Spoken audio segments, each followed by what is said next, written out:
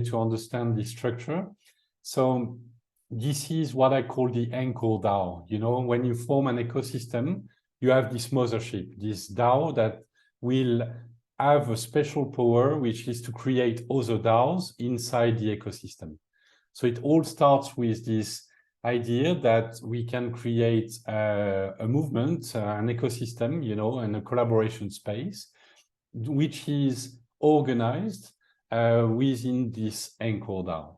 So what we have is the nucleus, the core team. That's what is classically called a DAO. But the difference is that for us, it's at human size, meaning that in the core team, we will only have 150 people maximum. And after that, the cell will fractal itself, will be divided. And the reason why we are recommending doing that is first to mimic nature, and secondly, you know, to learn from that, and secondly, because it's a trusted space. It has to be a trusted space. And over 150 people, you start not knowing the others, you know, and trust is diluted and it's complicated and several visions emerge, etc., different activities. And so what we are recommending is to keep a laser focus in the nucleus and to fractalize as you expand, you know, to create more DAOs as you want to expand on different domains, different regions, etc.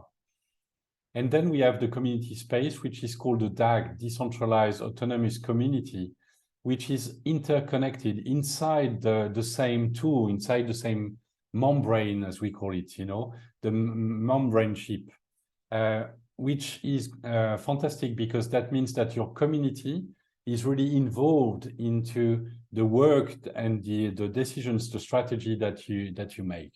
So you will be deciding how much you want the community to influence those choices by proposing community proposals, you know. So you submit a community proposals to the community and you get all this sense making, all this collective intelligence for you to really drive your activities.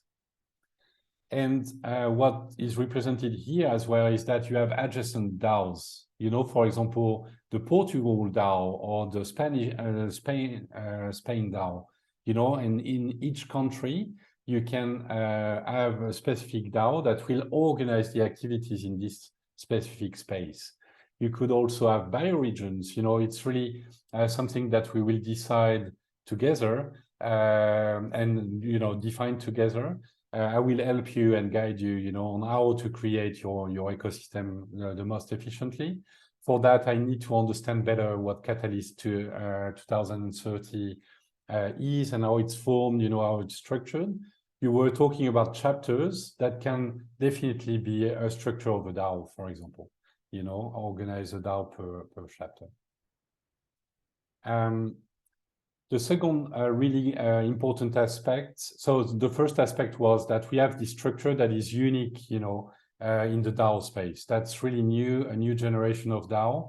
The other DAOs are more like cold spaces, big spaces where you vote on policies, but you're not really involved, you know, necessarily in the day-to-day activities. You're more like a token holder deciding on tokenomics. Here it's an entire different space. It's really this organization in a box where things get done, you know, an action-driven space. And the second differentiation is that we have this entire tokenization that is natively inside the DAO. And the particularity of what we've created is that we have separated the value tokens, if you like, and the voice token. And that's super important to understand. You know, what we want to ensure is that the contributors who are dedicating their time, committing their time to the project, get voice, get the power to decide on the next decision. And they also get value tokens, but it's separated, right? So that if, for example, an investor comes into the space and brings in $1 million, for example, we don't want this investor to overtake the entire activities, you know, and to have the largest voice inside the nucleus. So that's how we make sure that we have the separation of power, and we empower the people who are actually working on the DAO. Of course, we're welcoming working capital. That's really important, of course, for the ecosystem to function. But the community layer will be there for investors and token holders to express their voice, so that the nucleus can still operate without, the influence of whales or capital providers. At the same time, the voice of investors will also be heard inside from the outside, from the community layer. So really important to consider this. And we have future tokens that are in preparation, which are the impact token and the community currencies. So all of that will be optional and depending on the scenario, etc.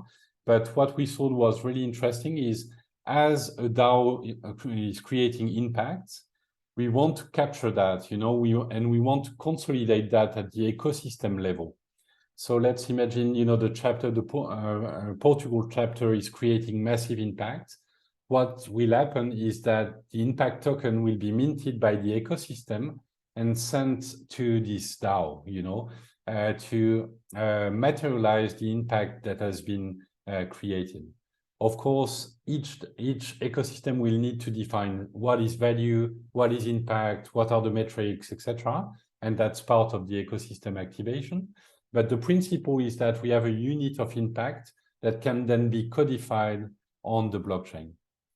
And we have, with seeds defined community currencies that could be beneficial in certain spaces where you want to create circular economies or, community activation principles, marketplaces, etc.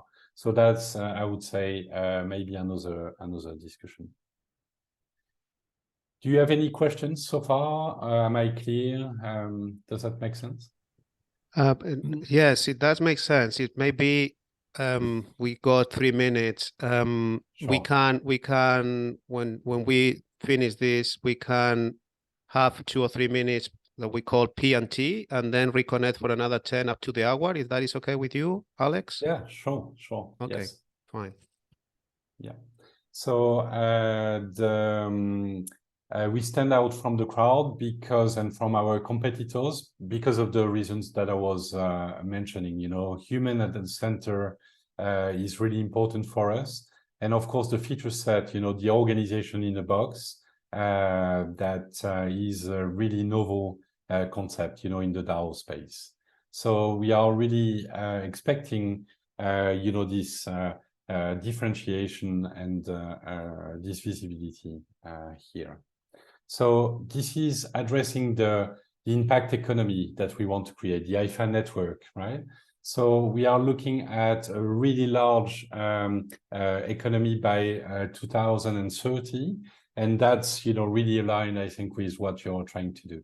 So what we have anticipated is that we would have an impact economy of over $1 billion per year, combining what the value that IFA is creating and what the ecosystems and organizations are creating inside the network. And what I want to say is that there's no hierarchy between the IFA network and the other ecosystems. It's just a perspective, From the IFA's point of view, we are creating this network. From the ecosystem point of view, IFA is just a partner, and the underlying technology. And you, as an ecosystem, will be developing your own economy with your own tokens, in complete autonomy, so that you can create your impact the way you want. So that's really important to note. There's no hierarchy. It's just collaboration, and we are really willing to do that. I was talking about working capital and how we attract, funding inside the ecosystem. So here again, we have a really novel way to do that. We are inviting investors to support ecosystems. The only way for investors to get rewarded for bringing this working capital is actually to provide DAOs on behalf of the ecosystem, to enable DAOs for the ecosystem to continue growing, meaning that we connect impact and funding, directly, meaning that, all these impact investors will see directly what is the impact that they have contributed to create by providing this working capital. So that's a breakthrough in the impact investment space, because we are fulfilling the needs of getting returns. As an investor, you need to have returns, and we do that in the form of airdrops of IFA tokens, additional